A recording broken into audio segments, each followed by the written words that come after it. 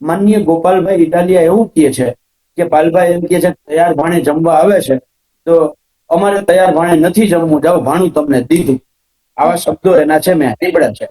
તમારે ગોપાલભાઈને પણ પૂછવું છે કે જો તમે ભાણું દહેજ દીધું હતું તો પછી આ ભાણું જોડી નાખવા માટે તમારી આખી ટીમને તમે શું કામ મોકલી? આવું ષડયંત્ર તમે શું કામ કર્યું? જેમ હળદર કાંડની અંદર તમે ષડયંત્રકારી સાબિત થયા છો, એવી જ રીતે આ બીજું હળદર કાંડ કરાવવા માટે તમારી ટીમને સામે શું કામ મોકલી?